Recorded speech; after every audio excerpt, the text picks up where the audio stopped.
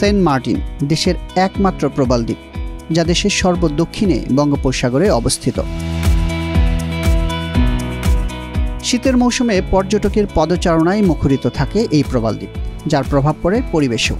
20 December Saint মার্টিনের পরিবেশ রক্ষায় পালিত হয় ইন্টারন্যাশনাল কোস্টাল ক্লিন আপ, যার আয়োজনে ছিল ইউনিলিভার বাংলাদেশ ও কেওক্রাডং বাংলাদেশ।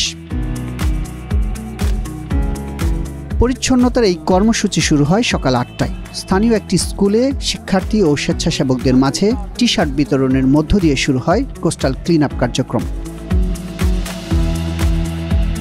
সৈকতের বর্জ্য অপসারণে স্কুলটি থেকে স্বেচ্ছাসেবীরা জমায়েত হন সেন্ট মার্টিনের জেটি ঘাটে।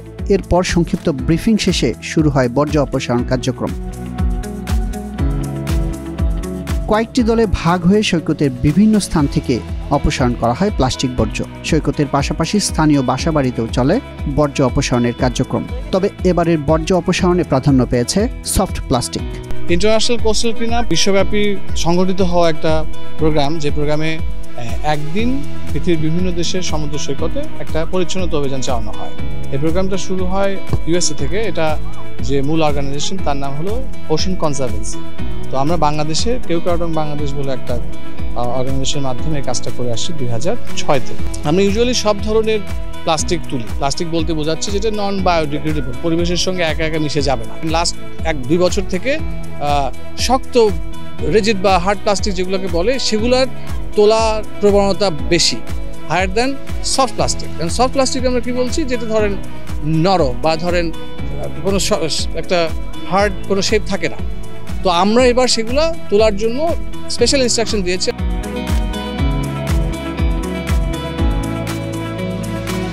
এক দশকেরও বেশি সময় ধরে চলা এই কার্যক্রম নিয়ে ইন্টারন্যাশনাল কোস্টাল ক্লিন আপের কান্ট্রি কোঅর্ডিনেটর মুনতাসির মামুন বলেন, এই কার্যক্রমে সেন্ট মার্টিন সৈকতে ইতিবাচক পরিবর্তন এসেছে। আমরা বিশ্বাস করি একদিন কাজ করে পৃথিবী পরিবর্তিত হবেও না, কিন্তু যেটা হবে আপনি যদি খেয়াল করে দেখেন লাস্ট কতগুলো বছরে এই জিনিসটা কিন্তু মানুষ কথা বলছে। আপনাকে এটা অবশ্যই শেয়ার করতে হবে, সেন্ট মার্টিন আগের থেকে অনেক বেশি ম্যানেজড, কিন্তু এখানে অনেক বেশি আনম্যানেজড প্লাস্টিক এত বছর ধরে ছিল, সেটা কিন্তু একটা প্রবলেম। আমরা এখন হঠাৎ করে যদি বলি যে এটা আসলে চেঞ্জ হয়ে যাচ্ছে, কখনো চেঞ্জ হয়ে যাবে না। এটার জন্য আসলে এটা ইন্টারভেনশনাল প্ল্যান হতে হবে অনেক বেশি ইন ডেপথ। তো কি প্ল্যান, কি পরিবর্তন হচ্ছে আপনি দেখেন, এখন আগের থেকে beach is clear. Unilever Bangladesh ও কেওক্রাডংয়ের এবারের ক্লিন আপ কার্যক্রমের মাধ্যমে সেন্ট মার্টিন থেকে 1500 কেজিরও বেশি প্লাস্টিক বর্জ্য অপসারণ করা হয়েছে, যার মধ্যে প্লাস্টিকের খাদ্যপণ্যের মোড়ক, বোতলের ক্যাপ, প্লাস্টিক ব্যাগের পরিমাণ ছিল উল্লেখযোগ্য, যা দেশের মূল ভূখণ্ডে স্থানান্তর করা হয়েছে। পরিচ্ছন্নতার এই কাজে অংশ নিয়েছেন প্রায় 350 জন স্বেচ্ছাসেবী। প্লাস্টিকের টেকসই ব্যবস্থাপনার অঙ্গীকার হিসেবে বিভিন্ন উদ্যোগ গ্রহণ করেছে ইউনিলিভার বাংলাদেশ। কোস্টাল ক্লিন আপে অংশীদার হওয়া এরই অংশ বলে জানায় ইউনিলিভার বাংলাদেশ। ইউনিলিভারের সাস্টেনেবিলিটি 4টা কোর পিলার আছে। একটা হচ্ছে climate, nature, plastic and livelihood. প্লাস্টিকের আন্ডারে প্লাস্টিক ওয়েস্ট ম্যানেজমেন্টটা আমাদের জন্য খুবই গুরুত্বপূর্ণ, এবং আমরা বাংলাদেশে 2021 সাল থেকে প্লাস্টিক বর্জ্য ব্যবস্থাপনায় বেশ বড়ভাবে কাজ করছি।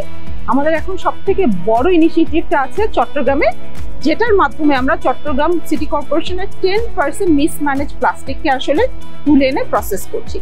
এবছর আমরা ইনিশিয়েটিভটাকে একটু এক্সটেন্ড করে আসলে সেন্ট মার্টিনে গিয়েছি। এরকম একটি ইনিশিয়েটিভ নেওয়ার পিছনে কারণ ছিল সেন্ট মার্টিনসে আসলে আর একটা অ্যাডভোকেসি তৈরি করা, ইউথ ভলেন্টিয়ারদের সঙ্গে কাজ করে, স্পেশালি পার্টনার যে আছে কেওক্রাডং বাংলাদেশের সঙ্গে কাজ করে প্লাস্টিক বর্জ্যটা তুলে আনার সাথে সাথে এই ডেটা দিয়ে যেন আমরা বুঝতে পারি সামনে কোন জাতীয় ইনিশিয়েটিভগুলো নিলে সেন্ট মার্টিনসের বায়োডাইভার্সিটি রক্ষার ক্ষেত্রে আমরা আরও পদক্ষেপ নিতে পারি ভবিষ্যতের জন্য।